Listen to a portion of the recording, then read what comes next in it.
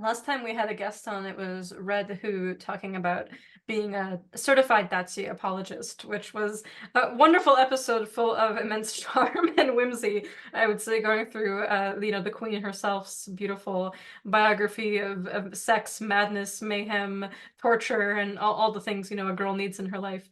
And now we have on the Venus Kamea evangelist because when Austin sees the copper surface. It's not safe. Not It's at not all. safe. I'll get out a Dremel and I will mark a 7x7 square into it. Honestly, yes. I mean, I work a lot with the Venus Kamea, not just for like some tuba and there is stuff that I'm starting to syncretize with a few other practices, but also Key and I are working, day and night on a very significant Aphrodite collection Hmm. based on our experience of being in Cyprus and visiting the beach, and specifically the stone, the Petrotoromio, which it said that that's where she was born. That's where that famous image of her emerging out of the sea foam arises. And now I just think of you whenever I see, like a good copper bowl or something like that. Because the one, you do an excellent job. Like I love your engraving and I love the way you work with metal. But I just think of you making like the Patrick Bateman face when you see, like, you know what this could use. Thank you. No, and the stone that you have brought back for me Mhm. has been really important to a lot of the Venus work that I do because it's been adapted. It's in almost everything that I do from now on. Like it's always there in some capacity. So I really appreciate it. Both Oh, of you. of course. I mean, we sent around a few of those stones to friends, and I even collected them with like kind of thinking about the person in mind. One of the things that I really enjoyed seeing was shortly after I distributed them to some people, like I saw them pop up on Instagram, like on different people's photos, and they were doing. It was also a really good Venus selection going on at the time. So I think it just worked out perfectly that we got home from Europe after being also in the Balkans, and then I brought home this, as any good friend is, here's my dirt, here's my stones, here's a bunch of things. I thought of you when I was on the sacred mountain. Here's a hagstone, and those ones are so special, and they really have quite a powerful touch to them because they were touching the stone, right? And of course, we left a lot of offerings, and we'll talk about it in a full episode about it when it's ready to come out. But we've been very gently nurturing this and making all sorts of things. And I would say that your Rosalia and Rose Magic article that you posted in March was hugely inspirational to us both as we've been moving through some of the balms and oils and tinctures, and even in Key's case, a pigment as well. Thank you. Been toiling away in the lab and at the shrines, putting together oils, tinctures, pigments, incenses, all that jazz for people to get. But any methodological or like kind of ideological improvements that are offered by that thing are always incorporated. So I really appreciate the work. Yeah, and we have it one of the OG greats and major points of inspiration for us for this, Austin himself here. Thank you all very much for having me. Oh, it's our pleasure.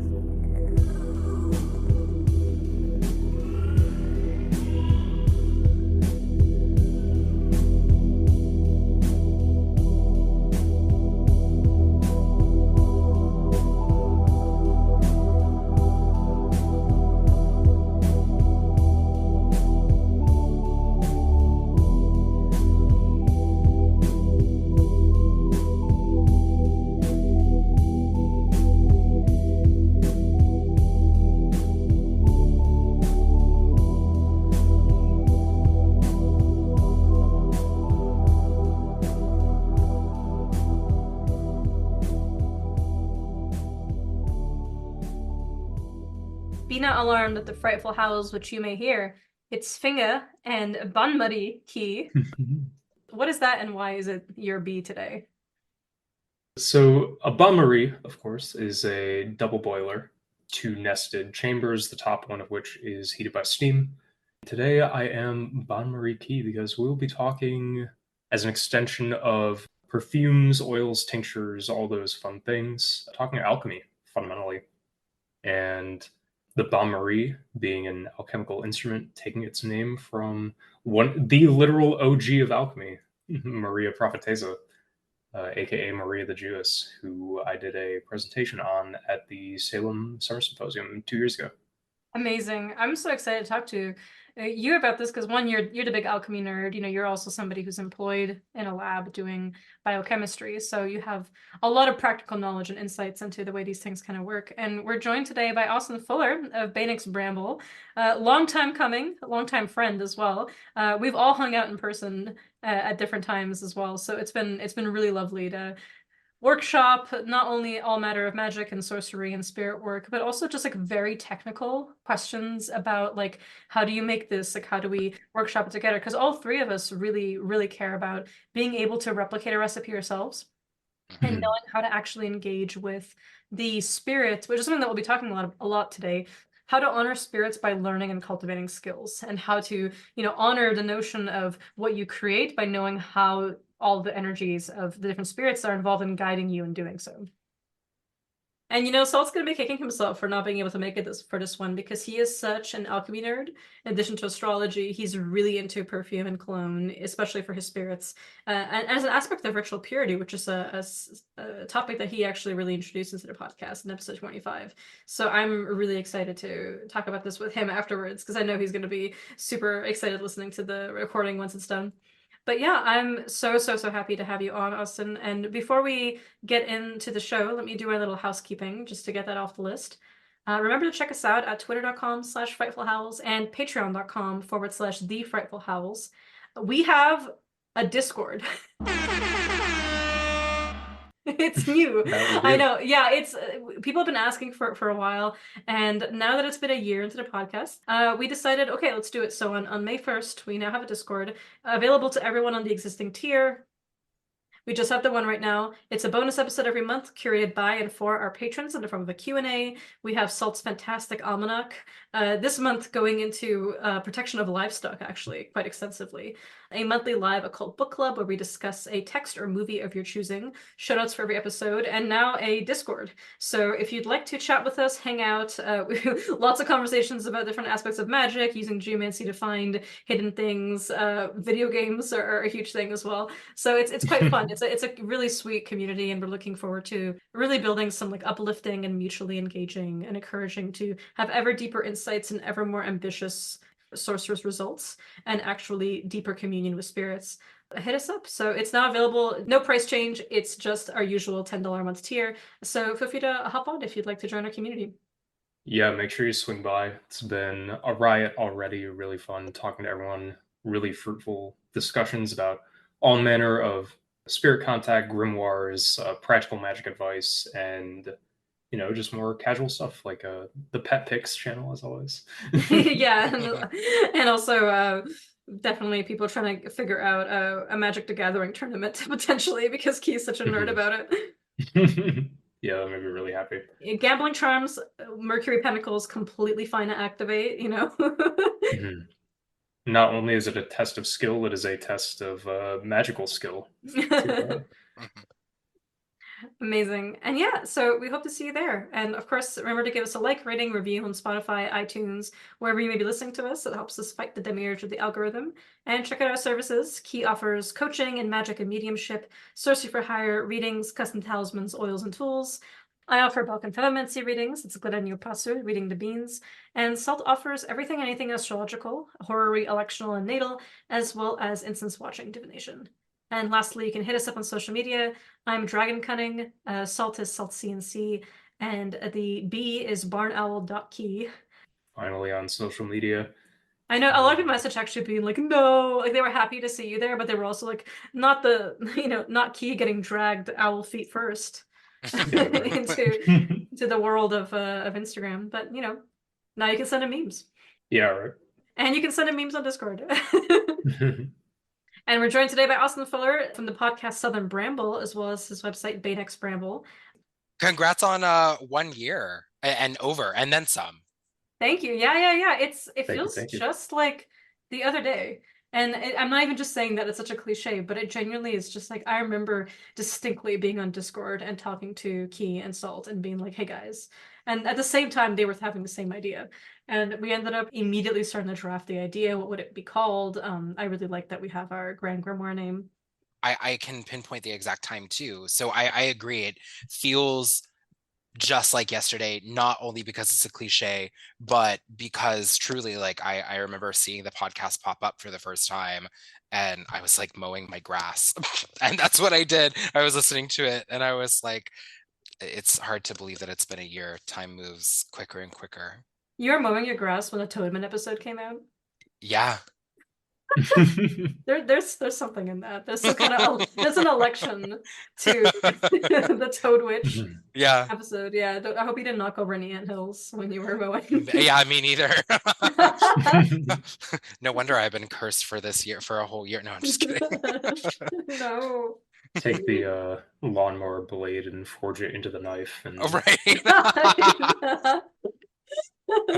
The mastery of ant magic. Yeah.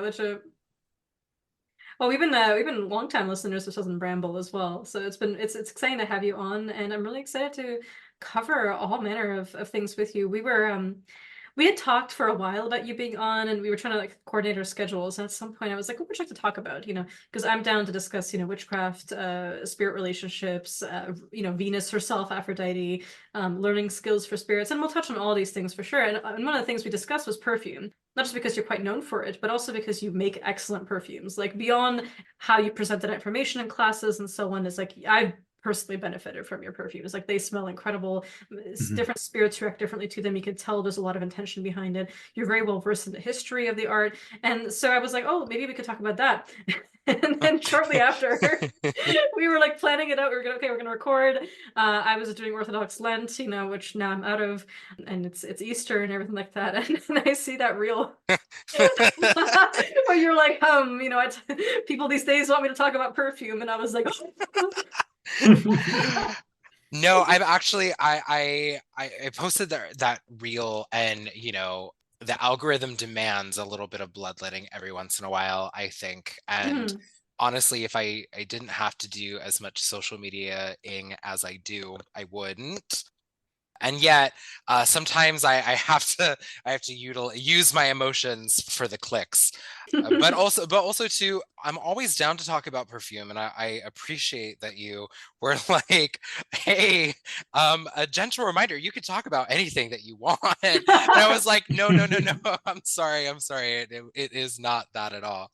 I find sometimes that my perfume work, not always, especially for people who have a lot of spirit relationships and use fragrance, not only fragrance because it smells, but as you had said earlier, a spirit will smell before they will see. And I think that is a very good point to make, is that there is a lot of ritual tied up in what a thing smells like, or how do we perfume the air around us, or purify ourselves, and how do we either enhance things that might smell particularly good to a spirit, or even inhibit the humanness when we approach these spirits sometimes for ritual purity. So I really appreciate you saying that. Of course, yeah. And I think it's also really excellent to connect over the understandings of how the process by which we enchant our gifts to spirits, our gifts to ourselves, are like literal like ritual lubricants that make everything go more smoothly in a thing, and how like perfume is like a smell that lingers as well, can bend and flex with hours, right? With like the actual like how it can stretch out like a planetary hours effect, into another one. Like that's something that I personally experienced with your work. We had this experience playing around with, it's called a particular experiment to bring a good spirit into a class, and it's from the Key to Necromancy Volume 2, in which some of these spirits have this, they come coded by the essence of the planetary hour in which they're summoned. So their spiritual aura, as well as the kind of spirit that comes forward in our experience, is colored by which hour that you do the conjuration. And it otherwise has to be a Friday full moon. But you can do it at any other hour. It just depends. It does say that like the kinds of spirits that arise will be coded based on the hour, and they linger. So if the hour switches, let's say it goes from Mercury to Moon, the spirits will still remain from Mercury, but they will take on an additional character. And that's something that I find very similar to like the way that perfume and incense can affect a ritual space, right? Especially when you're wearing it on yourself, right? Not just burning it for the sake of a spirit. Absolutely. Obviously, within a lot of temperaments and medicines that we put into our body, I use medicines loosely there, but like the idea to eat something, to heat something up, pepper, to cool something down, something soothing, cooling, insipid.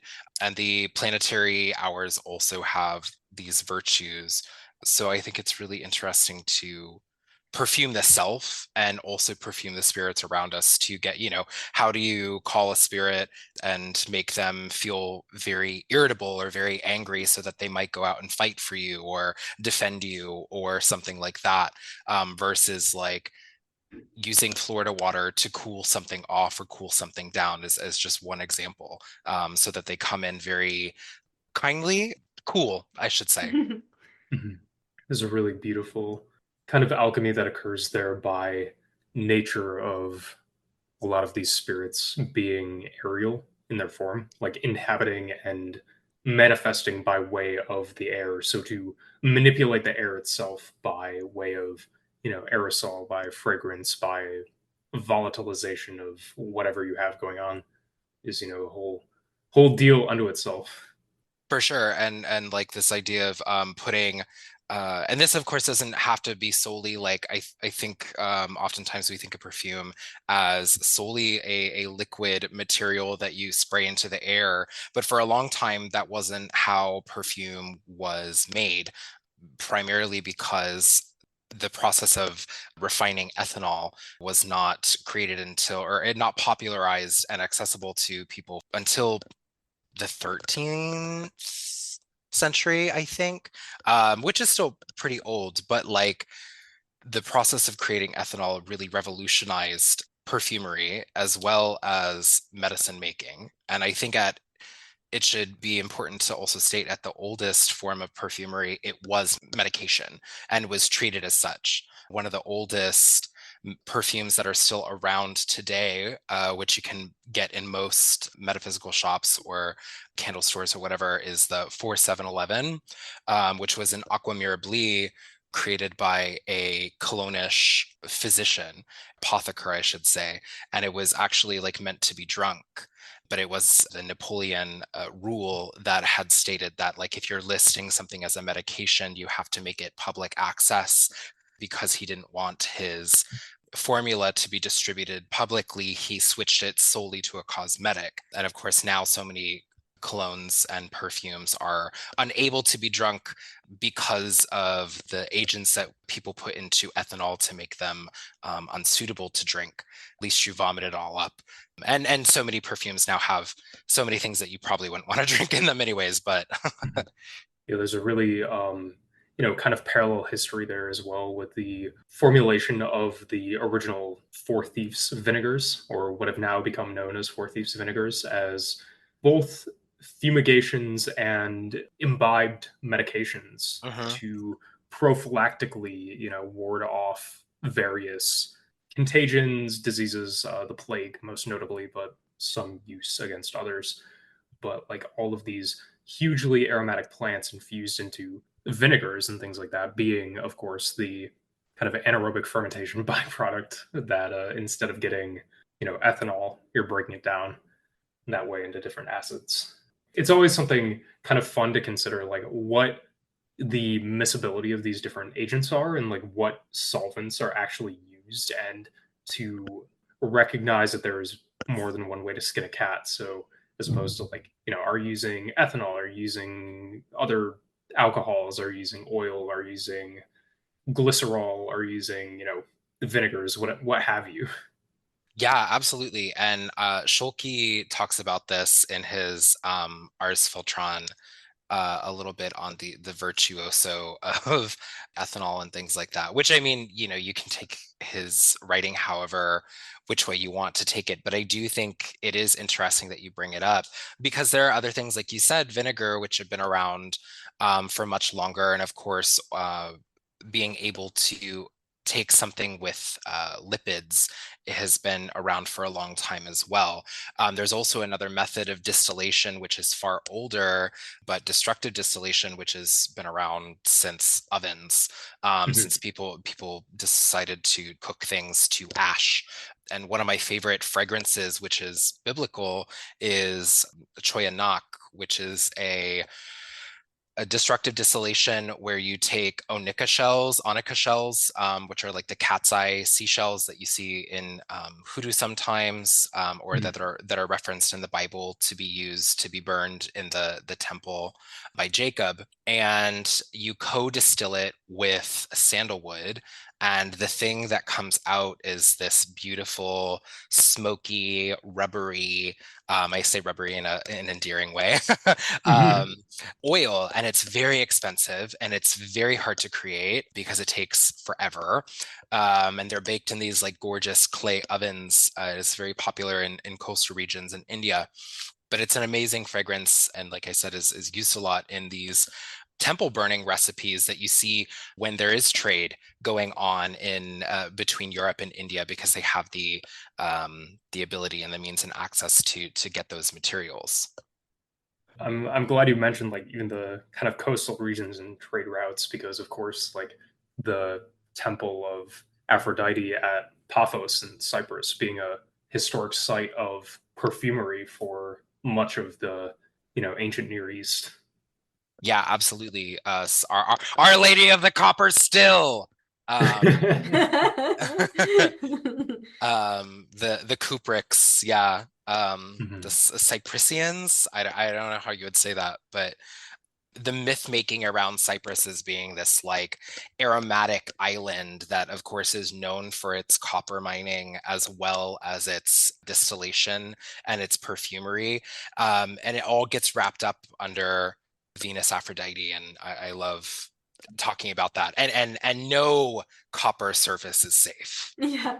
She's literally Cyprus born, right? That's Mhm. how all the hymns address her, the Lady of Cyprus. And also I think it's fascinating. We went to the temple. I mean, we'll save this obviously for the episode, which will detail the whole adventure in full as we explain the collection and our pact and deep love for this goddess. But it was remarkable to still smell it.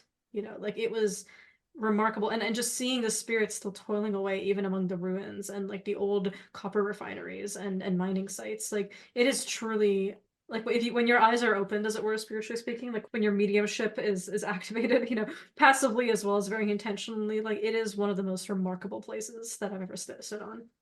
Mhm. Which is why Of of course course. I had to bring you back the stone. Which I appreciate it. And one beautiful thing about the stone to me that's really remarkable is that it looks like a breast. And so to me, it is very much like the breast of Aphrodite. I love it so much. And now it definitely reeks of perfume because it's sat in so many. Something that I find interesting about you mentioned is the 4711. Mhm. Yeah, it's fascinating that the notion of like what does it mean to have a patented kind of like formula and how not to expose it to others. The airs of secrecy, right? In addition to like magicians' formulas and like the true names of spirits and the true ways that we know their secret handshakes and the secret ways that we compel them and have them come to us and to bypass the longer ways, right, which we have to Mhm. endure and go through first to get them to come, is such a wonderful parallel to what it's like to learn a skill. We talk a lot about languages on the podcast. That's something that we encourage everyone to get into when it comes to the spirits that are your patrons, when it comes to the traditions that you're hoping to learn one day. To start, we live in the golden age of free resources for learning languages between YouTube and TikTok and Instagram and all the social media websites, all the discords for learning languages, all the people you can find to practice with, native speakers that you can do exchanges with, and so on. And not to just mention like all the apps that are free these days or very affordable Mhm. that always have like an amazing sale sometime around the new year, whether it's Rosetta Stone or Duolingo or any of the other really great apps, right? And it's something that's interesting to me because I think about how many times I've pledged to a spirit that like I will learn this for you. So bring your knowledge to me that you already have of this particular tongue and inoculate me with it. Like put it in my head when I'm sleeping. Like make the grammar easier for me to acquire. Make the characters, if it's not Latin or Cyrillic for me, Mhm. make it make sense. Make help me understand it and see the logic behind how things are pieced together. And that's something that's so true for whenever you're learning, like whether it's candle making. Just want to plug Sarah Jezebel, who makes amazing candles at Lowy Arts as well, and something that she and Mhm. I've talked talked about over the last few years has really been just the incredible depth to which it takes to make candles and know the temperature of different wax, understand how it cools, how it gets shaped, and so on. The art of learning skills for spirits is something that is, I would say, a far greater offering than anything else really that you can do. It's your time, it's your energy, it's the notion that you're paying the respect to the ancestors of the very things you want to benefit from. And so seeing alchemy as part of that, it has a spiritual element that is much emphasized and much loved, in terms of what does it mean to, experience this change in your soul as you're perfecting the materia. But it also has this reverse effect, right? It's like as you are learning how to greater engage with the spirits of the past that have nurtured this art, you are also adding yourself into that chain of ancestors as somebody who has acquired this and initiated into it, essentially. I really love that because Sarah makes amazing candles, and her and I have also talked about that before, that it's not, and one of the big reasons that I don't want to go into making scented candles is, and people have asked, there are people who do it far better than I can, but it isn't just pouring wax or adding fragrance into something. And I think with any skill that you learn for a spirit, it takes time, and it takes failure also, and it takes humility and vulnerability, something I am super good at.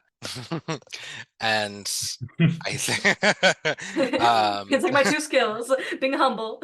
So my three skills: being humble, being vulnerable, and carving. and Carving carving.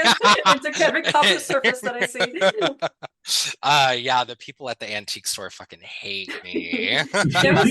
There was a store in Cyprus, a few of them that we visited, that was only coppersmiths, selling their wares. And I really thought of you when I was going through every dish, every like jezve, like for coffee, making Turkish coffee and so on, like everything. I was just like, these are begging for a cameo, like the 7x7. Thank you. It's a really funny backdrop to this episode because for Svinga and I, it's just our names in like the Zoom, but then you go over to Austin and there's a photo of like the whole Kamea. Oh my god, yeah. Oh, there is. Oh my god, I forgot about that. Yeah. Oh my It's god. literally a giant copper plate hanging from my neck. Oh no. It's Which so is, real. that is so real. She's a prophetess. And speaking of prophetesses, Key, I want to hear you guys riff on some patrons of perfume and of alchemy, and who taught you your craft, really. The ones that you can share, of course. Mm-hmm. So, in my own case, going back to the source of alchemy itself, Mary or Maria, depending on what source you're translating, the prophetess, aka the Jewess, being an early, probably actually real person as far as contemporary scholarship is concerned, who lived in Alexandria sometime maybe around the first century AD, but she is said to be the sister of Moses. And there's a very fantastic legend that actually like cites her being the origin of alchemy, saying that as God gave the art of magic and sorcery and enchantment to Moses, he gave the art of alchemy to Maria to balance everything out. And she kind of using these teachings directly from God became one of the most prolific alchemists of the ancient Near East and is cited as such by Zosimus of Panopolis, where he says like, "Hey, I really look up to this person and consider her my main teacher myself." Of course, also being the conflation point between Miriam, Moses' sister in other accounts, and Maria, but there's still something there, spiritual essence wise. Um, but she, of course, is throughout the ancient Near East through even the present day, is cited as one of the most prolific alchemists of all time. being credited with, the invention of the Baumerie, my namesake today, as well as a number of other arts, various distillation techniques, the adage that is attributed to her: one becomes two, two becomes three. By means of the third, the fourth achieves unity, thus two are but one. For any of the Jungians out there, this might be familiar. Yeah, and I love the line that she has about joining male with female, by referring to humankind and the metals, and actually like gendering metals and how they come together to produce. Essentially, did I understand you correctly that she's also known to have been one of the people who created Philosopher's Stone? By contemporary accounts, yes. Mm-hmm. Having herself lived for a supernaturally long period of time, different sources state that she was alive for between like 200 and 400 years. Um, so Queen. mhm, it's thought that she is indeed the alchemist par excellence. Mm-hmm. It's also attributed, you know, pieces of lab equipment that are still used in some capacity to this day. The Karotakis, of course, being a method by which acids are derived, by which mercury is distilled as well as a number of different pigments, of course, contributing to my love of that art. You make so many fascinating magical pigments. It's a labor of love. It's my alchemical thing. Going back to, I will learn this art for the spirit. Mm-hmm. Because something that I find almost invariably among these spirits who are said to patron the art of alchemy itself, they do not care what you're doing if you're not actually implementing their teachings. Mm. Because I have been, rebuffed on various inquests because they're like, hey, you didn't make this recipe that I taught you. What gives? And I'm like, on it, boss. Ma'am, yes, ma'am. Ma'am used key when Mary the Jewess tells him to do something. Yeah, right. I have a love of pigment making too, but I think that yours are really, it's so impressive. And I know we have a couple written down as like a reference point here, green vitriol or a Venus green. And I know that in some editions of The Long Lost Friend, it shows up as well. And pigment has always been really interesting to me. And the only one that I've successfully been able to, not successfully been able to make, but successfully been able to use in an ink is a rose material. But I've tried so hard to work with verdigris or cupric acetate, and making the pigment before. And even at one point in time, I thought I had just done it. Like I thought I had finally gotten the ink to just be the perfect consistency, and before I knew it, I had spoke too soon, and the whole thing weirdly coagulated on me and became this weird mass of like spontaneous cupric acetate crystals just being formed Mhm. inside of the bottle. I'm like, what did I just do? Yeah, they definitely can. When you're working with stuff like that, it can definitely fall out of solution like very quickly, and it just like is kind of a pain for that reason. Yeah. So props to you for actually doing the on the grounds chemistry that some of us will not do or don't do. And yeah, I think it's really impressive. Thank you, thank you. Yeah, it's just the that's always something that I'm happy to like integrate into sorcery and other similar magical endeavors, But yeah, one of the things that I really appreciate the work of like Robert Allen Bartlett for in like the Way of the Crucible is actually as well being a source of translating modern chemical techniques kind of backwards into alchemical experiments, because alchemy being the basis in many ways for modern chemistry, being able to back engineer those techniques along that genealogy and being like, okay, you were doing this at this time, so let me use this instrument that will actually speed up this process, make the product cleaner, make this possible in terms of time and effort and safety as a area of huge priority in a lot of this work. Famously, just to use the example of Mary herself, if you go back to the Karatakis, a lot of the experiments as they are recorded will emit sulfur or mercury vapors depending on the recipe. So it's like hugely dangerous.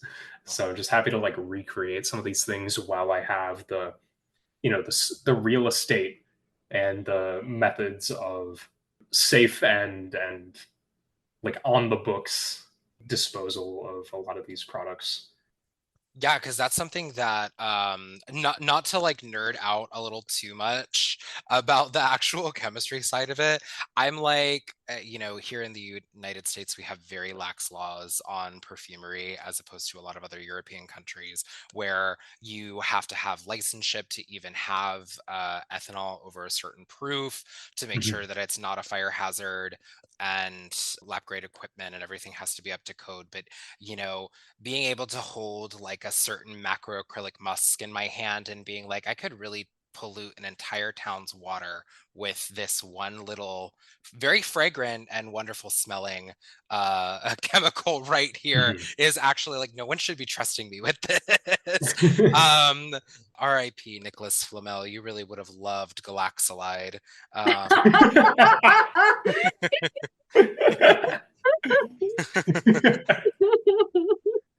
uh that's fantastic. Yeah, that's one of the things about like the art of distillation though is once you start getting things like of very high concentration, they start to get kind of scary. Um, like going back to who the different patrons of this art can be, we can look directly at Cleopatra, the physician, as well, the third century Egyptian physician and alchemist, cited as well by Kitab al-Firist as being a hugely important alchemist of the time, known throughout the world, medicine and art and chemistry, alchemy, what have you, as well as herbalism of being just this wellspring of knowledge. And famously with her, she actually has like some writings that are attributed in the Chrysopoeia, especially being like a manual of how to make gold out of base metals, albeit a pretty abstract one. This is where we find the drawing of the Ouroboros that we all know and love. Eating its tail with like the all is one. Mhm. All is one in a very messy scribal Greek inside of it, of being a very fantastic image that has found its way into contemporary occult publishing and iconography. Yeah, it's such a famous image that she has from the Mhm. Chrysopoeia. And also, I love the eight banded stars with the crescents of like turning like Mhm. lead into silver. Yeah, yeah, yeah, yeah. One of my favorite things ever with like the how PGM talisman those look and like really Yeah. situating it in the time and place with like the ring signs and like the incredibly esoteric iconography of each. She also wrote works on weights and measures, right? And gold Mhm. making. Yeah, yeah, yeah, yeah. And It's I love how like the imagery that she writes with is so based in motherhood, birth, renewal, the transformation of her life, the idea of like a loving mother who wants to feed her child is exactly the relationship she says a proper alchemist who's a philosopher should be engaging in when she contemplates her work. mhm. Some like very fantastic language that she uses, especially which like with all things, she's like, look at the nature of from where they came. And of course, linking this to the idea of like, can you be the progenitor and can you be the mother to this resource? Can you in the flask do as humans do? Yeah, even just her notion of how like the babe escapes from the womb, much as it souls escape from the tomb when they're opened by Hades, is something that like sticks with me a lot. Mhm. Like the little alembic and all these little um especially like woodcut illustrations or prints of little cambion, what are they called, the little babies, the homunculuses that are born in the alembic, and it's this creation. Yeah. Not unlike Ensoling and Elrond. out of not just like a mandrake, but or ginseng or many other kinds of roots, right? Mhm. Mhm. Another one of mine who I've worked with but has led me to other spirits and I find to be really helpful is Cosimo Ruggeri, which was an astrologer to Catherine de' Medici, Queen of France at one point, and Italian hated lady. Um, That's one of her uh, epithets, right? right. Oh, Camille, bearer of poisoned gloves. Uh, Camille, hater of Protestants. Um, and it's interesting because like he has this magical aura about him, but he's not necessarily ever described as being a terribly magical person. But there's a lot of stories written about him that he loved doing conjurations for the queen, that he would scry and tell her to, select the very famous Ruggeri's magic mirror, where he sees the images of the queen's sons of who will be king in a magic mirror. And of course, the two sons of hers die, leaving one of them to be king. And I can't remember who's who in this story. But he is also known as being her perfumer.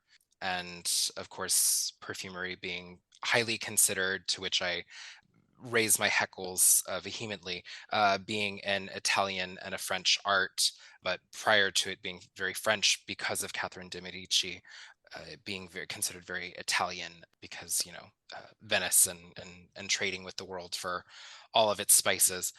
But that being said, we have documentation of like what he would use to create her Acqua della Regina, or the Queen's Water, and it was like this bergamot floral thing. But a company actually in Tuscany has, or not Tuscany, in Firenze, I believe, has like recreated supposedly the formula.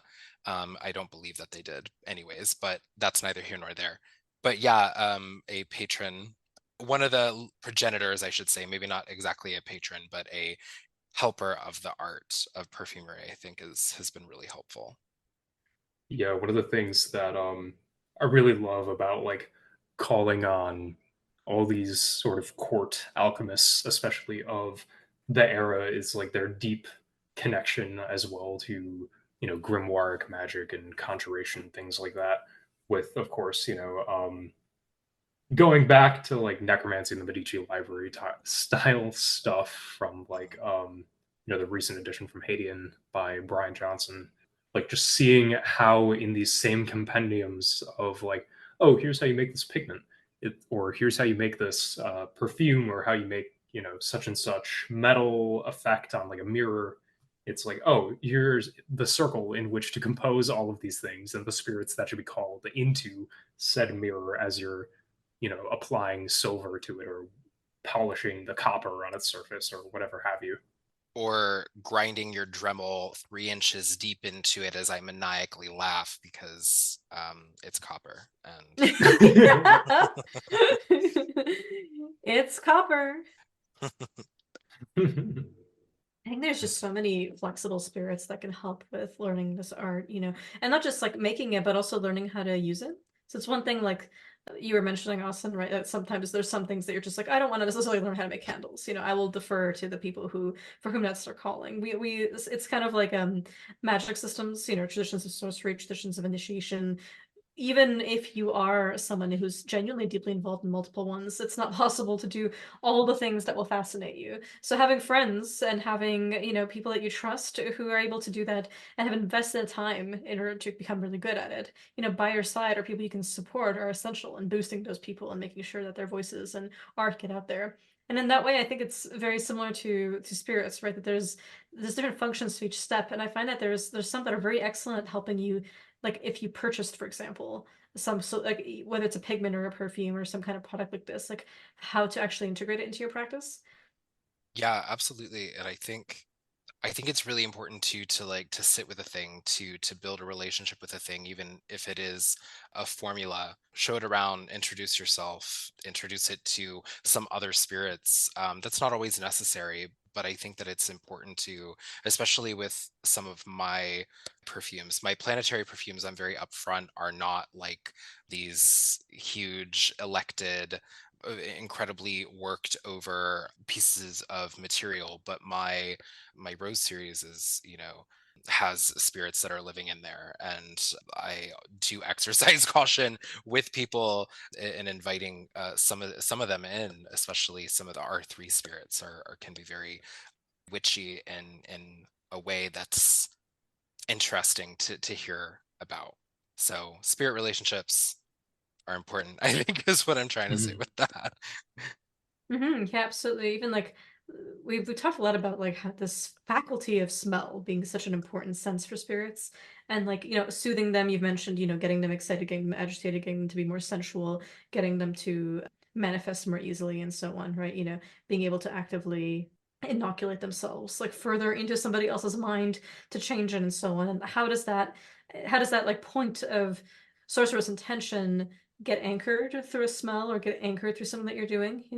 I think about that a lot with like what are the spirits that have guided me into how to better use these things for myself, and why is it that sometimes they just want it for themselves, like they want somebody to use it to anoint them, like they want a certain fragrance to carry themselves with you. Why is it that they want especially when you have to kind of like smell neutrally because you're like dealing. I think it's kind of the interesting thing about the perfumer, right, is that you're not the one necessarily wearing it because you have to like Yeah. yeah, you have to like smell completely neutral when you're working with these things, right? Your scent has to be it's fascinating alchemically, right? You kind of have to be in this particular balance in order to engage with and tinker with these things. But with spirits, when you carry them to like a business meeting or when you're hanging out with a friend or when you're trying to like convince someone of something, especially when it comes to like matters of money and so on, like I find it interesting how they float with you in these ways. And it can be a way to extend the manifestation of a spirit in my experience, like having just worked with some perfumes that you've made. Oh, it's interesting how they will linger and actively, the smell actually reminds you of their presence too. Like, because Mhm. obviously, like we get focused on other things in physical world, and then having the spirits like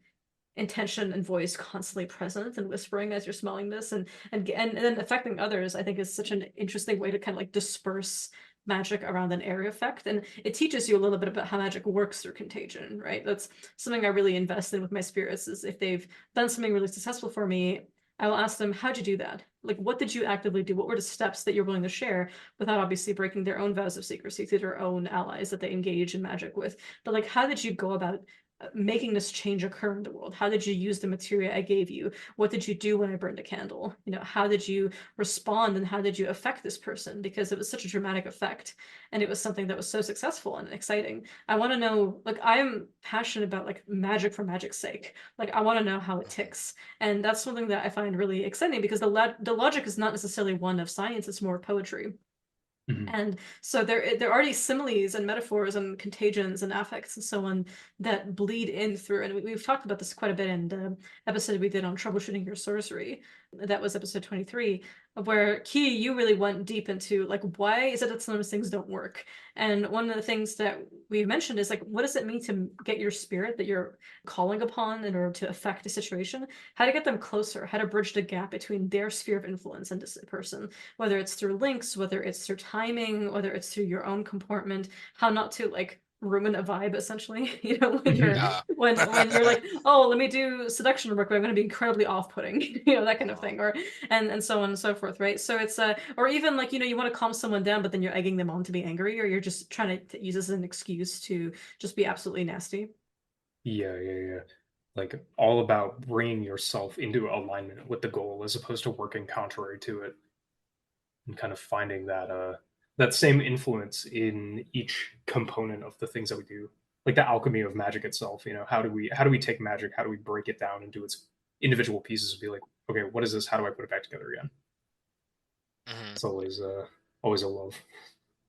And I think too, it's like, in means of seduction, which I think is one area that perfume stands out as being this mm, example of like the ultimate seducer, if we can perhaps think about formula.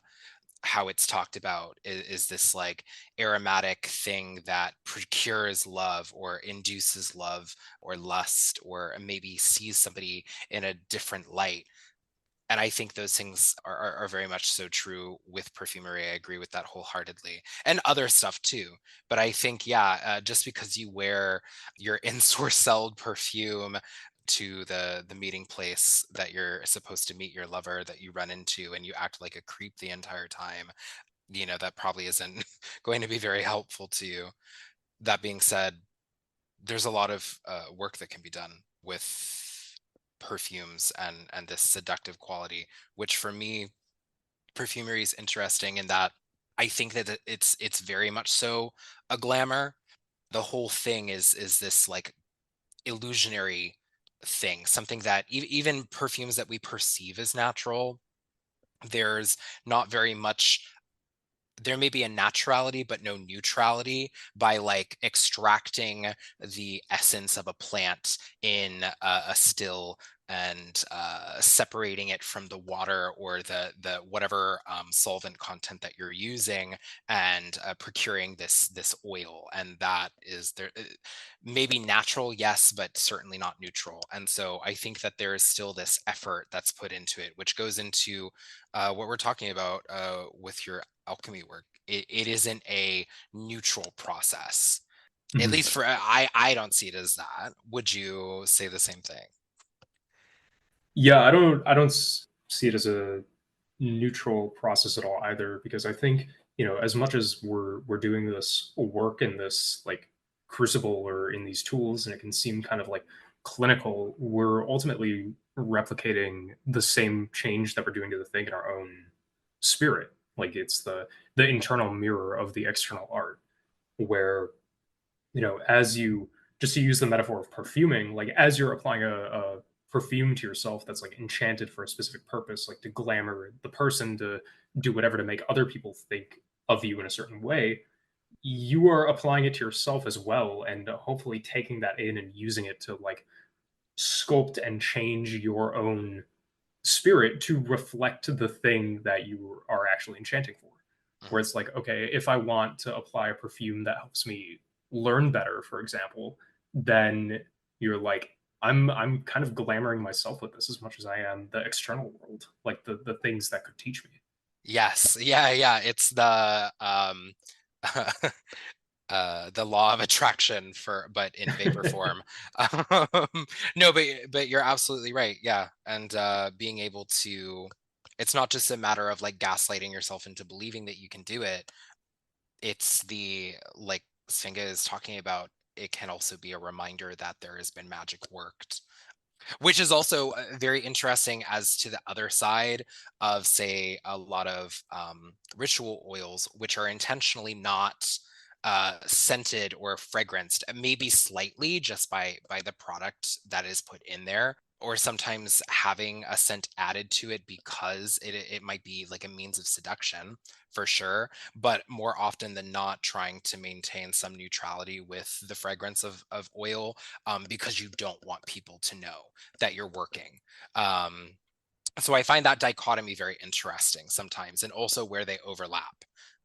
Totally, yeah. I think a lot about the elements of how secrecy and subterfuge and also quite literally like changing the atmosphere is a major part of not just ritual in terms of like enchanting for other purposes, but also just to get a spirit to show up, or to get a spirit who's already there to present more efficaciously with Mhm. less stress or effort on their part. I think a lot of it is mediating so that they don't have to, for lack of a better term, strain as hard to be present, because a spirit doesn't necessarily, it's not hard for them to affect a lot of things. When they want to, they will, but it also is a question of how much effort do they have to put in if they can speak to you more plainly, which is why when we cultivate good mediumships, they don't have to be, getting our attention through other means that might be otherwise a bit draining.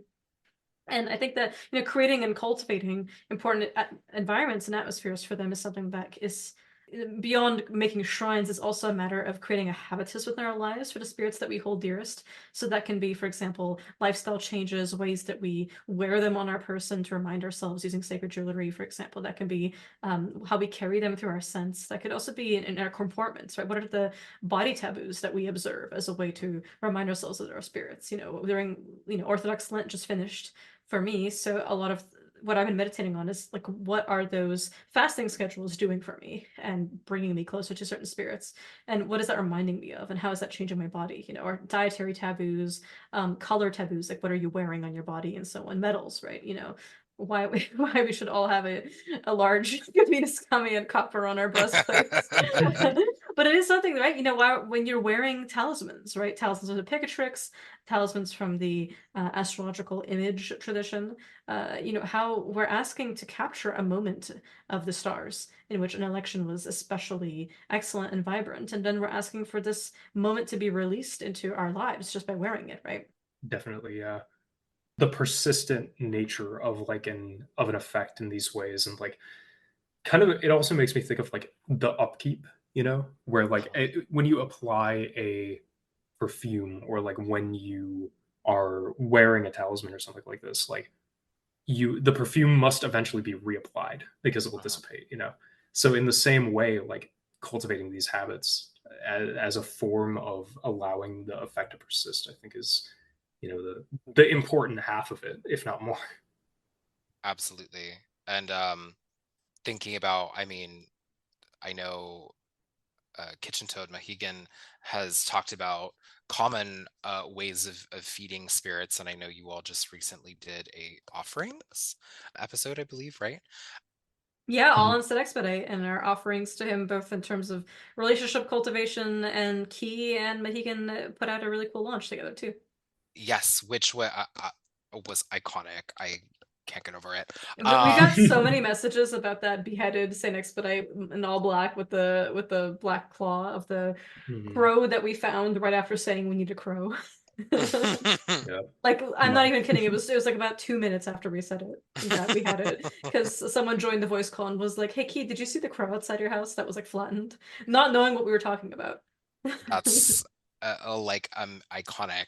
And but yeah, as we feed our spirits, I mean, there's a level of accessibility, I think, with what we have on hand. It doesn't always look like that, right? Like sometimes you do need to uh get the $150 bottle of perfume, but also too sometimes like the agua rosa that you get from the Botanica, that's $3.99 from Marie and Landman, will suffice.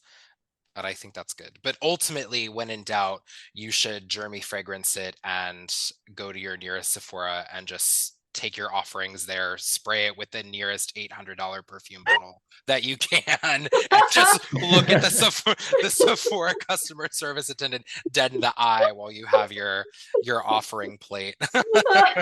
oh my god. That meme of like, when you look at the Sephora employee in the eye as you sample the $800 perfume, and it's just like Jeremy Fragrance, like rapidly, like the time on it was sped up. So he's like clicking the perfume faster, and it's just like going over and over and over again. He's like making that like Patrick Bateman stare into the camera. And it's like, he is honestly like American Psycho moding. Isn't that also a compliment? Like the all white clothes, like the intense eye Absolutely. contact, yeah, the skincare routine. Um, yeah, it's His self-described drug-like energy. Isn't that fantastic that I have a drug-like energy without taking drugs? yes, yes.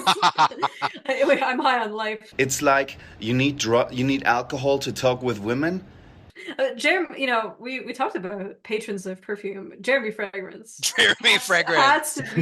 has to be one of them. And clearly a crossroads devil himself. I'm the number one Jeremy fragrance in my field. Mercurial, even, I guess, is a good time to mention my hidden shrine to my Jeremy fragrance. Like, yeah, it's when he summoned his spirit, it manifests by jumping on your table. And he comes in, oh, sexy, sweet, yummy. Um, I do I do like when I wake up sometimes there's like a loading sound that plays like my computer is starting, and sometimes it's like it's random Skyrim soundtracks.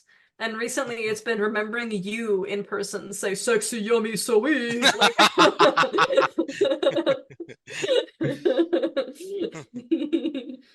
Thank you. it I'm honored to be the first thing you think of when you wake up. It's more likely than you might think. Yeah, I I honestly if you don't know who Jeremy Fragrance is, just Google him. Like I promise you will not be disappointed. Mhm. It's an entire like rabbit hole to get down into. And honestly iconic, but also I'm not taking drugs. there is a mask you can get on eBay of him smiling, and it's like you That's can like wear it. terrifying. Yeah, I want one to like put on his forehead, the Venus Kamea. That's the mindset. And then, yeah, put like the intelligence of Venus on one cheek and the spirit on the other, and then do like the seal from Agrippa on the chin. I am And screaming. if anyone like, and just put it on a window, right? So that if the lights Mhm. are on and it's dark, like my neighbors will just see that. And the intention of this esoteric ritual will be completely vague and ambiguous. It will be one of those like I said I like to do magic for magic's sake. This is one of those times. Ritual masking possession of venereal spirits by way of becoming the character that is Jeremy Fragrance is both enticing and terrifying. Of course. And what a good description for him in general. I hope he one day finds out that he was greatly featured on That a he podcast. yeah, that he gets talked about in occult circles more than he probably is comfortable with and realizes. Mhm. Yeah, absolutely. I really want to get one of those masks and like melt down some copper and cast replicas of it. Not the Jeremy talismans. Oh my God. There's this one video of him like just pointing at like what looked like 300 cologne bottles and naming each of them. Like Oh without any yeah. hesitation. You know the one I'm talking about, where he Yeah. just goes like, this one is this one is this one. He names like the actual date as well, or the number that's associated with it. Like he's just going through, like he's like Creed 1760, and he just goes through all of them. And that is me showing my oil collection to other magicians who visit me, to be honest. Like, Real. yeah, like or my dirt collection more accurately too, because I'll just be like, okay, this is the X number of these people's graves. This is these many individuals from this kind of cemetery. This is the one where that guy died in this way, and then my friends like slowly back away and leave. It's a powerful collection. Mm-hmm. I am grateful to you having access to a lab though. Like I completely hear what you're saying, Austin, about like the American laws being much more lax than a lot of the ones in Europe, but like nothing is quite like having a full lab to do things in certain Yeah. conditions, because like it was so nice. I mean, I told that story ages ago about how you would take the formalin out of a cat heart I had to burn on incense because of the Oracle of Kronos from the PGM, but like you have many times saved our butts by being able to do some things in a lab safe environment and knowing the protocols. So I think I think it's always a good time to nerd out about chemistry because it's sure. literally a magical art. I mean frankly all art is, right? But there's so much there, and just knowing that like alchemy and chemistry were not necessarily considered two separate fields for much of human history, right? Mm-hmm. Definitely, yeah. It's just like modalities of exploring the world, one of which is slightly more meditative than the other. Mm-hmm. One of the things that always surprises me is if I'm, talking to, environmental people or like whatever compliance organization for the disposal of things. I'm like, hey, how do I get rid of this? And they're like, just, dump it in the sink if it's less than this amount. And I'm like, that is insane. Okay. Yeah, I was telling Svinga about one of the things that I work with that a lot of perfumers work with, and it's dangerous, less so because it's used a lot in perfume, but more so because it's commonly used in like household products like laundry detergent and stuff like that. But it is a common fragrance ingredient, but it doesn't biodegrade, and in water it will like take out like fish and wildlife and a bunch of microorganisms and things like that. And I'm like, yeah, there are countries banning it and things like that.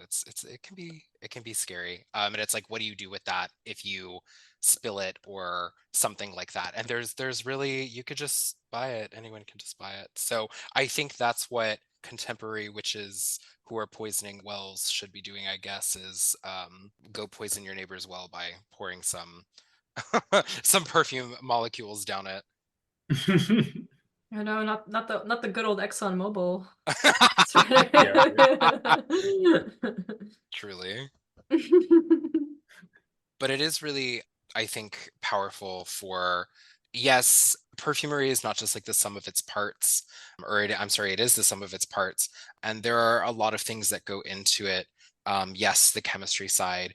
And as I'm a known and get asked a lot about synthetic materials that are in ingredients, and then going into the whole philosophical conversation about what is synthetic, what is natural, who says what about what. There's always an othering that's going on there.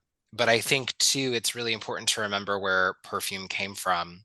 Not only because there's always been people who are crushing up herbs because they smell nice, but going back to what I was saying earlier about the notions of the Italians and the French always having this hold on perfumery, right? There's a much more classist cultural history that goes in with perfume too.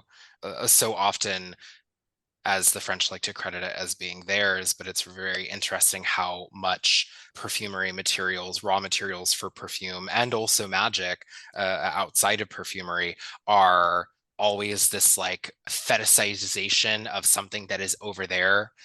For example, tonka bean is grown heavily in Brazil. Tuberose is a byproduct of Mexico. Vanilla is also a Mexican byproduct, which has been, or a Mexican product, which has all, been completely eradicated in an entire country because of its production.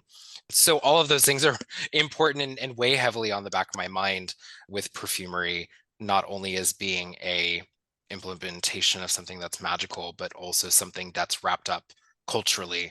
The Levant region or Middle Eastern perfumes and perfumes in the Islamic world always having, we always need to find our rose oil from somewhere or something like that is very important to me. Not only because it's just things that wars have been fought over, but also, there's good trade there too. Absolutely. Even just thinking about the vast way that Orientalism has played into the market for a lot of these scents and how that's both boosted sales and also stifled them depending on the relationship between the Western powers and these states, and the kind of cultural fascination between some of these scents as well as very reminiscent of cooking as well, in terms of how certain kinds of foods are privileged and then also denigrated over different eras, and depending on the relationships between what is the current political attitude towards the people that these scents are associated with, even misassociated with, right? Absolutely. And not only culturally, but or with living people, but also the spirits that we interact with too. Nay Nordmans has talked extensively with me, and we both had really good conversations about it, about gnomes not particularly liking things that are byproducts of petrochemicals, which so much perfume is a byproduct of the petrol industry, just because there's so many things that you can make from it and it's already there, so why not take advantage of it, i.e. that one very toxic molecule. It's not toxic to put on your skin, but toxic to water, that I was talking about. So spirits not necessarily loving the thing that you're fracking from the ground, if they're spirits that literally live in the ground, or even just like what you were talking about earlier, Svinga, body taboos or dietary taboos of one thing that I think of mine that recently kind of took off on the online spheres that I had a lot of people messaging me about afterwards was perfuming the mouth with rose water before I say certain prayers or do conjuration. And that honestly is just because I am a meat eater. I do eat a lot of meat. And a lot of times it is not something that a lot of spirits like, especially the spirits that I work with, don't necessarily particularly like that. And so I think being able to find that happy medium of being, if you're going to talk to me, at least make sure your breath smells good before you're wafting your prayers in my face. Totally. We've mentioned before in the podcast how tobacco both is this exciting, martial quality to it. It's something that can provoke anger and intense speech. It's a way to make your words have more command when you speak, but it also can be irritable to spirits, right? And I think it's interesting how a lot of sorcerers, part of the world that I'm from, are extremely like happy to smoke all the time, right? But they also note that like, well, sometimes you have to take a cigarette fast because of the way that certain spirits will interact with you, especially certain spirits of nature, unless you have a very particular kind of tobacco pack. But even then, certain pacts, will clash with others, right? So you may have to take a break from certain kinds of activities, like such as smoking, before you get into that zone again. And I think perfuming is an interesting way to kind of cover that, but some spirits will buy it and others won't. And I think it's really fascinating that you mentioned that, because it's something that I also have thought a lot about. I have a dietary restriction myself for a major pact that I have that makes me vegetarian, except for the things that I myself slaughter. Like I cannot eat the flesh of that which I did not kill myself directly. And so it's interesting that also changes our relationship with the ways in which we kind of engage with spirits, because they'll my breath can smell bad from other things, and I don't just mean the general parts of life that can make your breath smell bad, but like certain kinds of toothpastes even can smell very strange to spirits when you're speaking. It doesn't necessarily like cover such a broad range of activity that's like weird to talk to spirits in general, because most of us don't even think about it. It's for certain conjurations and certain spirits that require, and this is why purity is not a matter of just like cleanliness, meaning what? Is it like Right. what is that necessarily just this kind of understanding of whatever kind of moral idea you have in your head of what it means to be pure and the shame that's internalized because of it in our own cultures and religions? Or what does it mean to be like fit to meet somebody? What is your outfit to meet let's say a major governmental official or a celebrity that you're interviewing, or like the most important job interview of your life, versus hanging out with a friend? Not because these things are more or less important than each other, but because of the social context and the power dynamics at play. Because eventually there's certain spirits where you come to be very comfortable around them and they with you, because they understand you. At this point, the atmosphere between you that's cultivated is one based on trust. Your breath smells good to them, or at least smells like, it's something that you're willing to engage with, because it tastes like all the vows that you made to them that you kept. Right? Not necessarily any scent other than that your word is true. That when you said, I will make that offering to you, you made it. When you said that I will endeavor to do this and put more effort into this, you did make more of an effort into this project and so on. And also when you said, like, for example, like, I will stop lying or I will endeavor to tell the truth, and so on and so forth, or even more gently, just the idea that like you will engage in best practices with the spirit according to their needs. And of course, you're the sorcerer, you're the one who's still making the negotiations. Like, it has to fit with what you are comfortable doing. And even if it pushes you out of your comfort zone, it has to be something you're willing to endure, and be transformed by, right? That is also its own kind of alchemy. But eventually, the vows that you've made to that spirit that you've kept, and their own promises they've made to you when they've said, I will make sure this works, like I will get you that job and so on. When these things are kept and it's piled on together like this, you grow together and it becomes this mutually comfortable atmosphere. That's not necessarily more lax, but more in the sense that like you know each other by now. You're not strangers. You're not building a business relationship. You are also amicably entwined. And sometimes these relationships can be more intense. It becomes like family, right? And so I would say that that's something to do with when you're building a relationship with a patron, is like, or even cultivating necromancy with spirits who were masters of the arts that you're learning, right? I think I love the notion of Mary the Jewess, or Mary Prophetessa, Cleopatra the physician, Mary Magdalene, even, a lot of these spirits had human lives. And so it's a necromancy to engage with them, to say that like, well, you know what it's like to be human too. You know what it's like to, deal with the consequences, bodily consequences even, and emotional, like mental, consequences, anxieties around perfection and around the intensity of what it means to make some of these things and engage with them. So they have this ability to relate to us, but not necessarily excuse us, right? With these spirits especially, like, not only do they have the ability to engage, but they are masters themselves of like a particular worldview that takes everything and just breaks it down into parts and rebuilds it and reconstitutes it to understand it. So like whatever, even like of these experiences where it's like, okay, here's the sum total of my relationship with the spirit, they recognize each individual act as like greater than the sum of its parts by nature, you know. Just like in this particular blend of necromancy and alchemy, like the relationship proceeds with that understanding where it's like you're building this thing mutually and that everything you do with that spirit is part of it. It's like creating a homunculus of a relationship. Yeah. Put it that way. Our alchemical Cambion babies. I love them. Awesome. Spring forth my children. What were you saying? I'm sorry. I was gonna say, have you watched Castlevania on Netflix? I haven't. No, I've seen a few episodes, but I haven't seen the whole thing. Okay, never mind. I'll talk to you about it another time then. For those who have, I'm thinking of the Rebus. Yes, the Rebus.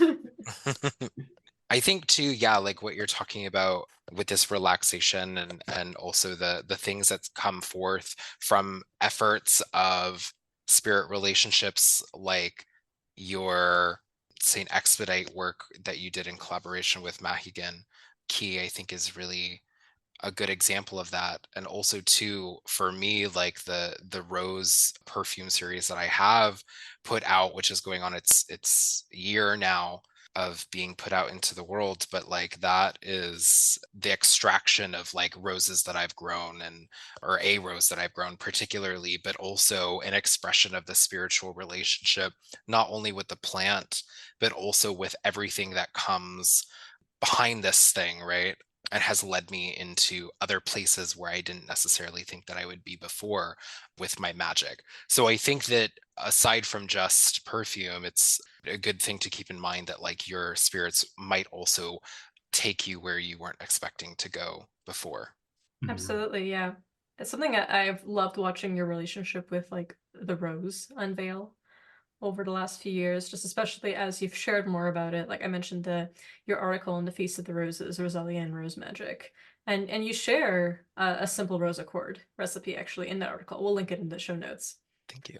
And it just seeing that like it's interesting because I think a lot about sub rosa, you know, and like what does it mean to like store secrecy under the rose, and seeing the relationship between the thorns and when are they offered to spirits without the thorns versus when the thorns kept, or even a certain number of thorns, you know, how it's interesting that the roses tend to flower for about 7 days. And so on, and which you bring up in the article as well. And what does it mean to kind of like have this very like intense and witchy, like the language of flowers is something I find really fascinating in the magic, right? Including our mutual excellent friend Jesse Hathaway Diaz is actually going to be publishing an excellent article on this at Virtus Genie this year, all about the language of flowers and herbs and all these other kinds of things in seances and spiritismo. And it's something that I've been thinking a lot in terms of like, what do we flag to spirits unknowingly? You know, we tend to have this idea that like, oh, our intention will carry forth, right? Like they'll just understand because they're immaterial beings, and so they'll know us by our good hopes and our good intentions, right? But like that's a very Protestant and modern perception of how spirit work is engaged, right? A lot of times it's about your actions. It's about like, what are you doing? What are you wearing? You know, I've had spirits demand that I change, you know, physical things about myself, you know, when I approach them, you know, and especially like out in nature, like what am I bringing, you know, going through a forest without even acknowledging the fact that I know who the forest lords are, you know, and like even just one coin or a whispered prayer under my breath is enough, you know, so oftentimes, but just this understanding that like everything in the world is someone's home. And once we step out of our doors, you know, we are in the home of somebody else. And so being a good citizen, as it were, of the animist world around us also involves understanding how we accidentally flag things all the time. It doesn't mean we have to change our aesthetic and our life for every single being, but just to be at least aware of this and to have that extend that charity towards spirits too, because when they appear, you know, grimoires contain compulsions like appear to me in a comely form, you know, or take this specific form when you approach me. And that's all fine and good, but it's also a reminder that like spirits also have incredibly developed and to us often incredibly opaque cultures, that folklore is built around investigating and giving us mostly cautions as to what not to do to not offend them. Rose gave an excellent overview about this in her episode with us on fairies and the various ways that people have codified fairy lore in order to better understand how to offend the good folk. And it's interesting when you have people who are like, well, oh, well, I thank them and it's fine. It's like, well, she mentions in the episode, well, of course they're fine with it because now you're in debt to them, you know? It's not you being special, it's you being punked, you know? And that's which I think is a think possibly more occultists should realize when they're being very, very vain about like certain kinds of spirit interactions and thinking that they're the exception to every rule. Yes, of course, intimate pacts will convey different ways of working with them because you, again, like we mentioned, like you'll be more lax. The atmosphere will not be as tense. These are now familiars as opposed in the very literal sense of the word, as opposed to strangers. But it is something I think that fascinating, right? When we kind of talk about these intersections, and it's just like, well, we have to still work for that, and they will present in their own way, you know, especially in terms of how they will appear to you, how they will choose to communicate to you. It's not necessarily always going to be through language and through words, the way that you're hearing us speak now. It could be in many different kinds of languages, including in colors, including in scents, right? Like what are they conveying to you by how they're smelling and how they're filling the room with a certain smell, and how the incense that you're burning for them changes in its character, and also how they affect you through scents that apparate. You know, you may not be smelling anything in particular, but they suddenly occlude the room with a particular scent, which is something that one of my main spirits does all the time. Quick aside, but if all of this fascinates you as like a kind of theory of mind, possibly no greater exploration exists out there other than Patrick Süskind's Das Parfum, the literary historical fantasy, which is just absolutely incredible. I read it in German. The English translation is also often very good. I've read a few different versions of it that I can recommend. But yeah, it is one of my favorite novels, and it's absolutely incredible work that really blends notions of how does scent convey emotion, and how does also it's just so much, there's a lot of cannibalism in it that I love. Right, I was like, it's such a good like very witchy book in Yeah. a way. Yeah, exactly. Like we gotta plug the cannibalism. It's good. Yeah, absolutely. Thank you for saying that, because I think like yes, how does the magician or the sorcerer or the witch perfume our spaces to, you know, conduce or to flavor these spirit experiences, but also how do they perfume us? And does that always have like an actual scent?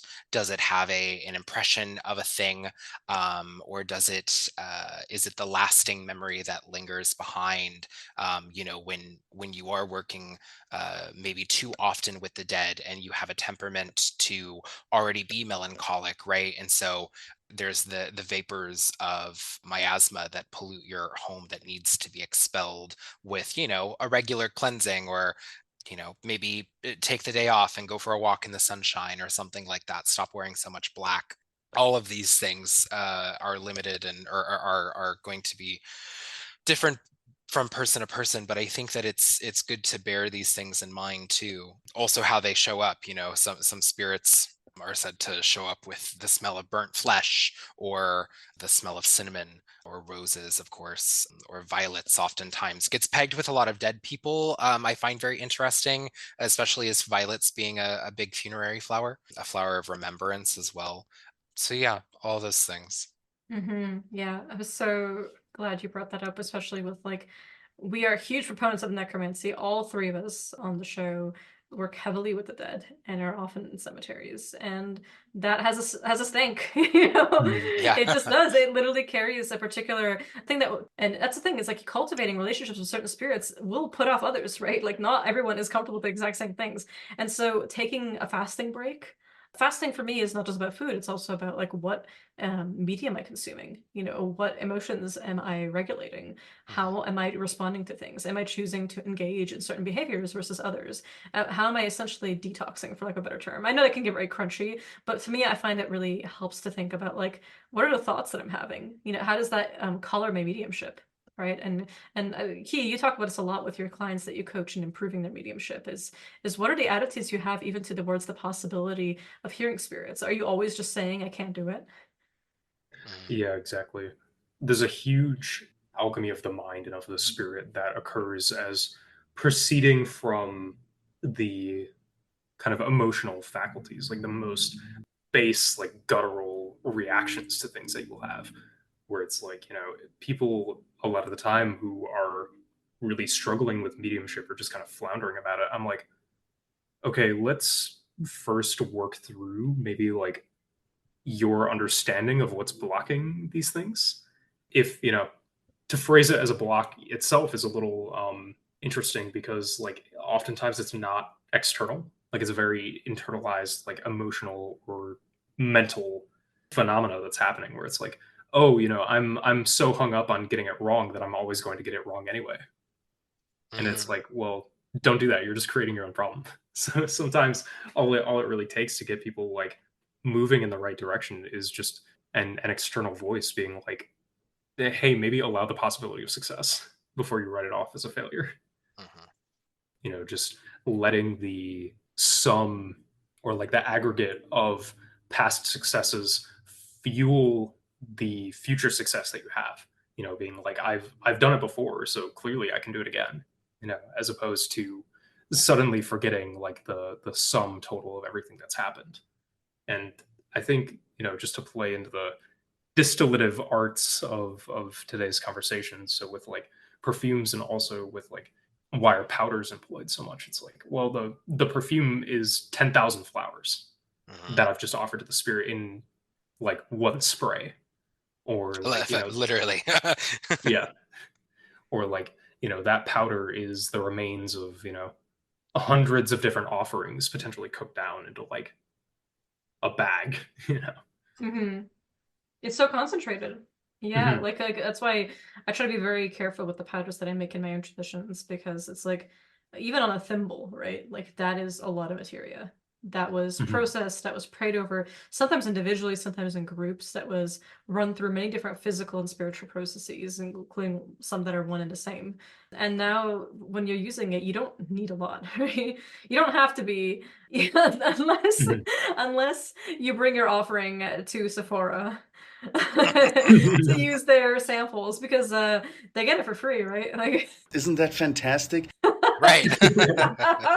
it's like, well, this needed a spritz. Let me go to the mall. Honestly, yeah, take your materia or whatever you're working with or your offerings, lug your spirit house to Sephora and just put it right there, douse it in the nearest bottle of Dior Sauvage that you can get your hands on, and leave. But leave like walking backwards, No, making eye right. contact the whole time, and then take a different route home, like you just went to a cemetery. It's modern necromancy tips from Frightful Howls and Austin. Oh my goodness. This is why when we mentioned a few times on the show that like he's an excellent cook in addition to being an excellent alchemist, and he spoils us silly at our place with incredible food, and that's why but he's also like constantly like dripping oils and pigments and things and testing them on stones, which does lead to a lot of experimentation of like, we should really have separate bowls for everything. So I'm glad that we now do, because for a while I was like, oh, my Pyrex bowls can handle anything, right? And not so, it turns out. So I'm this is a little just off topic and slightly, this is slightly off topic, but still relevant tip, which is definitely think about the purity, very physically and literally, about the physical bowls that you use and the tongs and everything. Make sure it's sterile, and make sure that maybe you're not, like Yeah. playing fast and loose with some of these things. Because like, say that with the dead, right? If you work with bones, like just don't, spiritually speaking, I know it's expensive, but you're gonna need a grinder for, medicinal powders compared to powders that have touched bones and other kinds of, animal parts. Yeah, for anyone who comes over, you will see a entire set of plates, bowls, beakers, cups, things like that have written on them in Sharpie. Don't put food in this, or not food safe anymore. And just being very diligent about labeling those things, because I'm like, oh, that's the bowl that just had like a pound of mercury in it. Let's maybe not make dinner in that. When Salt wanted the three of us to go by Salt for himself, Sulfur for me, and Mercury for you. At least we get to change the B every time now, and people can be very confused as to why that's your name. But like, I do think the Mercury gags would have been pretty on point. Yeah, definitely. With the amount of vapor that I'm inhaling from that stuff every year. Hopefully the gags get funnier and funnier, right? Oh no. I try to be very, very safe in my handling of that stuff. No, you are. Yeah. I mean, you are possibly one of like the strictest that I know about it, Mhm. which I really appreciate it because I'm a cautious person when it comes to such things, but I can definitely be a little bit gung-ho. So I appreciate your wisdom. It's very well earned, and you know your reputation precedes you for sure. That's one of the things about working with like dangerous materia is like also flagging to the spirits who are asking you to use that in the first place that you can handle it. Mm. You know, it's like part of the token, I think, part of the test in these recipes where it's like, oh, here's a formula that like if I make it, it's just gonna like literally spray sulfuric acid into the air. You know, like some of these old alchemical formulas literally doing so. And I think part of the test of the spirit is, you know, or not to entirely attribute it to like third century alchemical practices, which you know were not the most developed at the time. But part of the spirits that patron the art, I think, is really like having the foresight and having the diligence to be like, okay, so this is the part of this recipe that is going to fuck me up if I don't contain it. So I'm gonna do everything that I possibly can to be safe and be diligent about it and show like actively demonstrate to the spirits by not harming myself with these things that I can work with them in the future and that I can like develop and innovate and do other things with these recipes and be a proper, you know, inheritor of them by either the text or the word. You're passing so many tests by proving to spirits that you can read.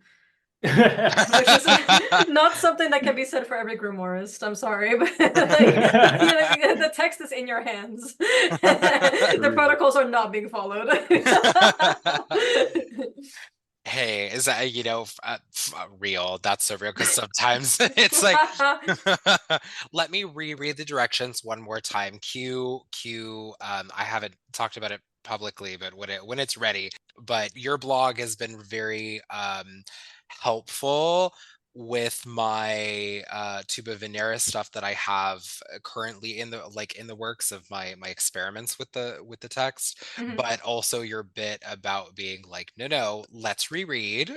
And I'm like, what a good, the most arcane magics is just maybe rereading the recipe before you just go gung-ho into it. It's comes from personal experience. You know, but I also am somebody who like, I mean, I'm trained primarily oral traditions, right? Like Tuba Veneris is like the first time I really dove deep into like a piece of literary magic, right? Because I'm not in my heart a grimoirist, like I'm somebody who's engaged with like certainly pentacles and I picked and choose, but I'm such a witch about it, you know, and so that's one of those things where Same. like my spirits will just guide me to doing as they please, really, and as I follow. But that's and negotiate and beg, you know, and they grovel and threaten and all that good stuff that we do with our spirits. But all jokes aside, like I truly have an appreciation for respecting the spirit of the author, right? Of being like, okay, yes, I know I can bend with this. Like, I'm not a literalist, you know. I know that we can play with these things. I know that it's not all that it is. I know there's blinds too, that you're meant to engage with these spirits who, you know, swore oaths to come when they're called in these manners, and then, you know, innovate from there once you have them present. But I also want to respect the author who toiled, right, to make these pacts and to put them onto paper, even in all the ways that magicians are associated with charlatans and galvanists and mesmers and all those other kinds of things, to the point that they were plagiarists and copyists and pseudepigraphers, right? And they nevertheless, there was work that came to us by way of everyone who's, you know, through whose hands these manuscripts passed, including like recipes, right? Like recipes of oils and perfumes that we make.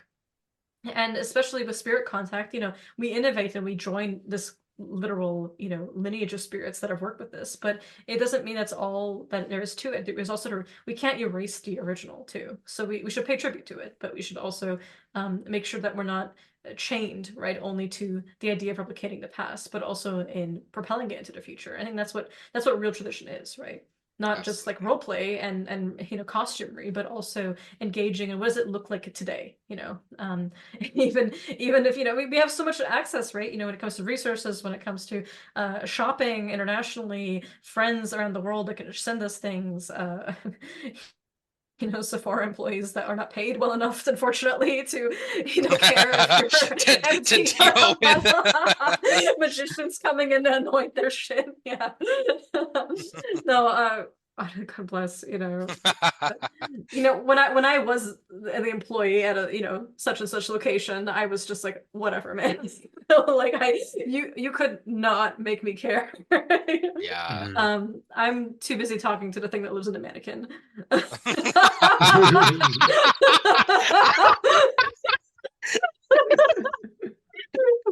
I'm dead. It keeps taking a turn, and spirits love a canvas that's vaguely human shaped,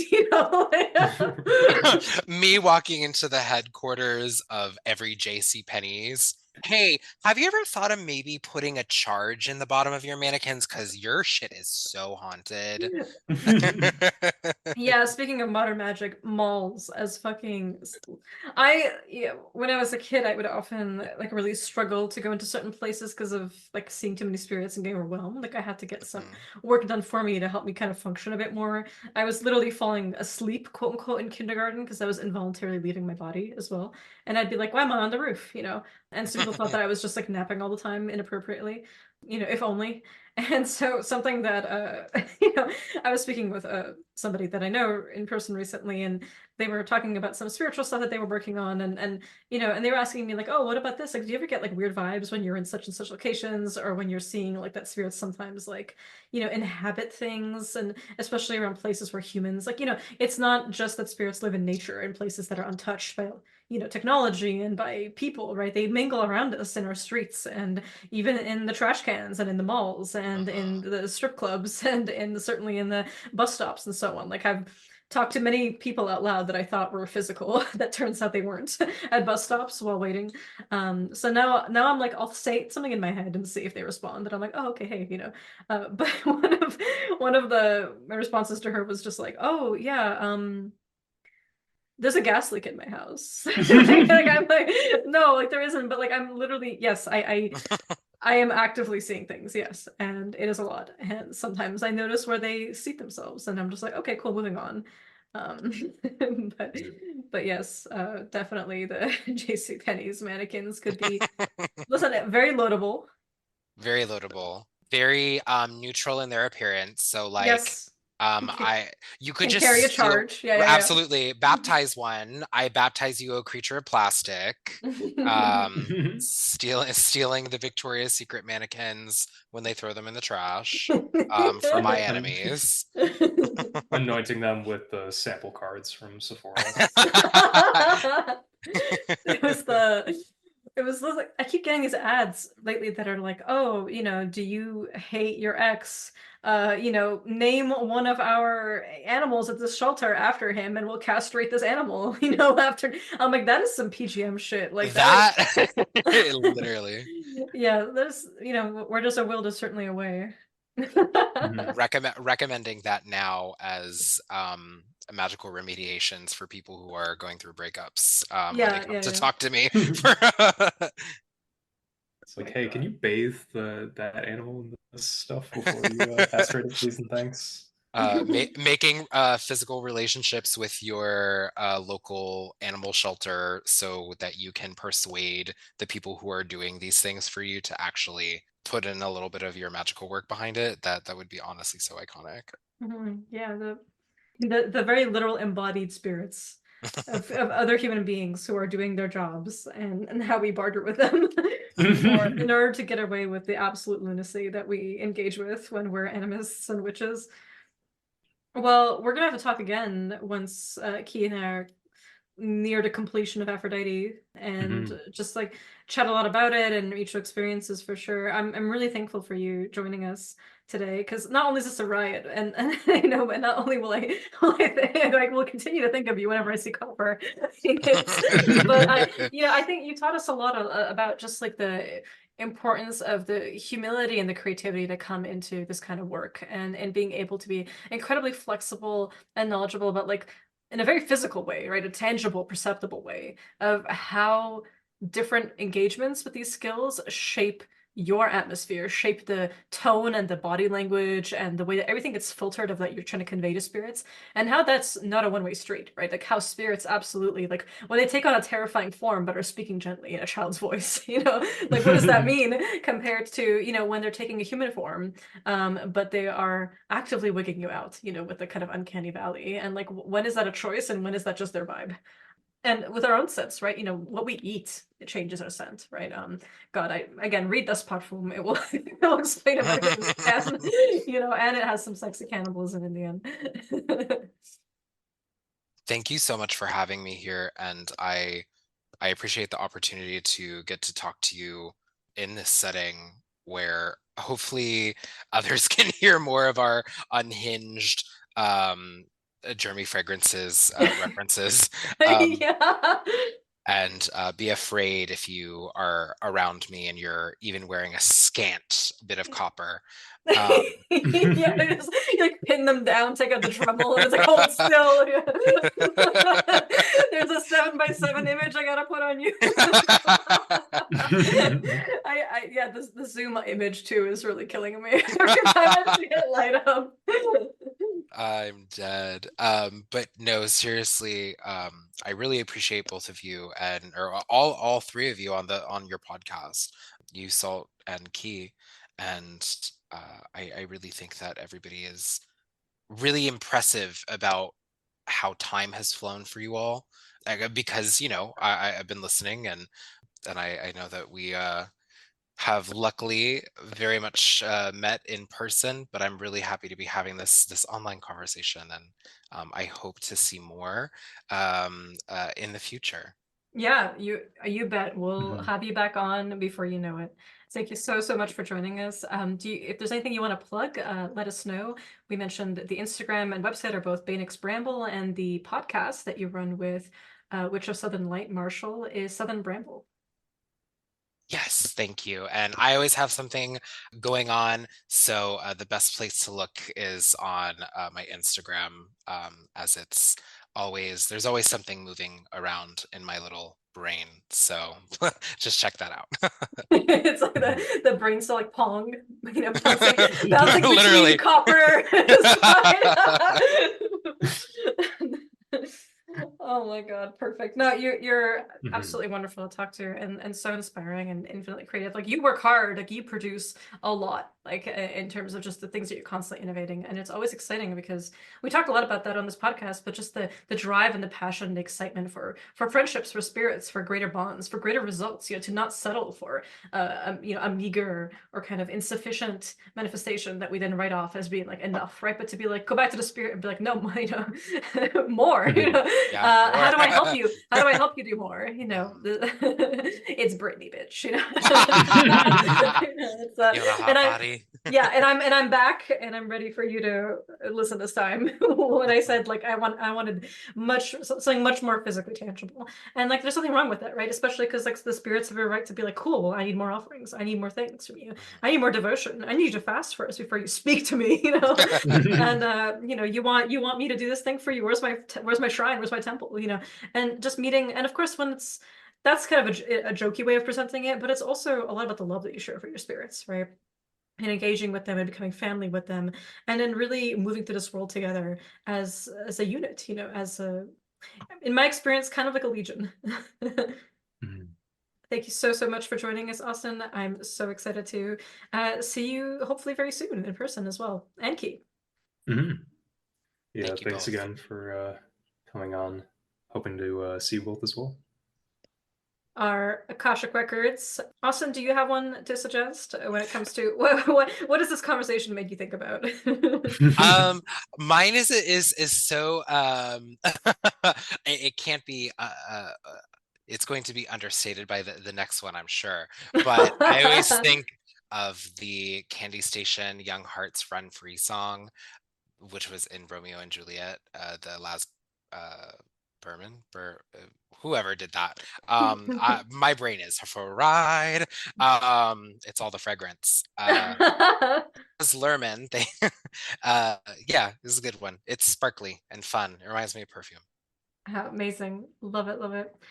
Mine is one that we were talking before we hit the record button. Like, oh, what will be our Akash records? And I was thinking, like, I had a few in my mind that I would do, and it ended up being Caravan Palace's Miracle because I just remembered the music video. Oh, And yeah. there's this moment in which this flower shaped like a pussy intoxicates the would-be victim of sacrifice in the video, and it lingers in my mind, and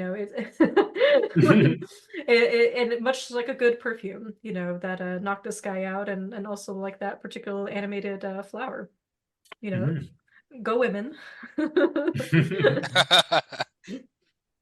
My Akashic record of the day is invoking the spirit himself. It is Jeremy Fragrance's How to Fragrance. Which, no, the three of us, despite memeing about him constantly, way beyond this episode, this has been a thing for us since we became friends. Did not know existed until today. We are like bad Jeremy Fragrance, like like followers to not know that, and we discovered it today, and like I listened to it and I was like, oh my god, Key, what? This is gonna like jump scare somebody if they ever like do like put on our playlist, the Akash Records of the Frightful Howls on Spotify, of all the song suggestions. Link is available on their website with cunningcommand.com/podcast. And I was just thinking like, oh, yeah, that's gonna be a bit of a jump scare for some people. Like when you're like listening to some of their tunes and it just cut the cuts to Jeremy Fragrance himself. But he is a personified jump scare though, so it's fine. Like I have a drug-like energy, but I'm not on any drugs. mood. You smell like cotton candy. You smell like popcorn. Giving food to child spirits be like.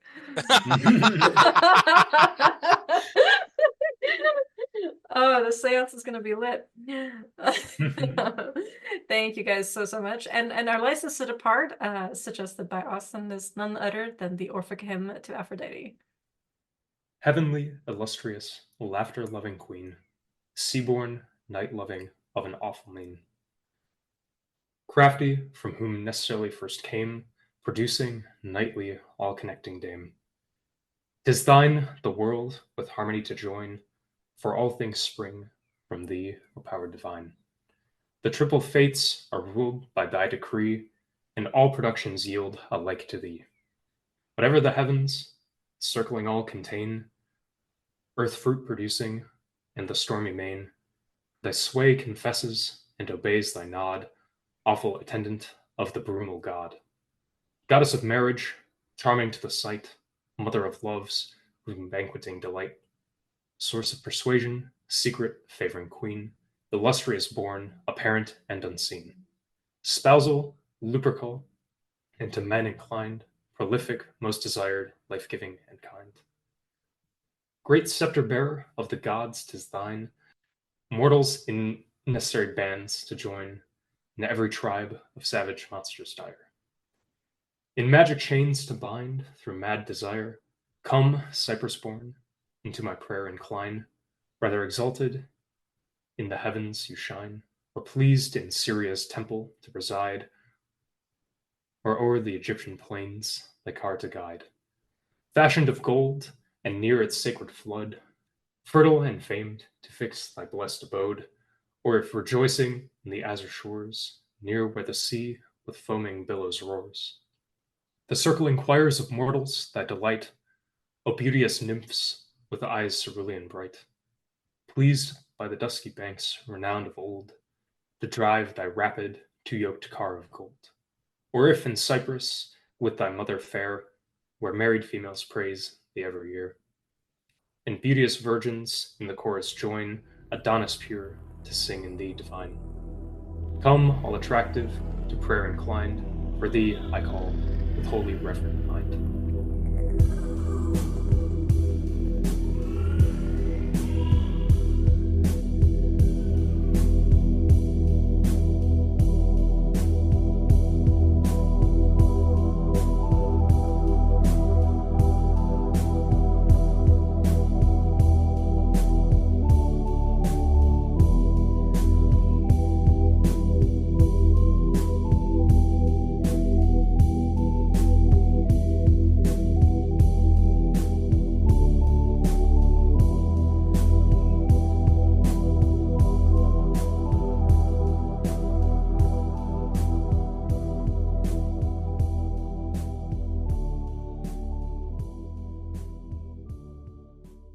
You wanna come back, sweetie? Or I'm scared to crunch. she's scared to crunch. Okay, I'll see you later.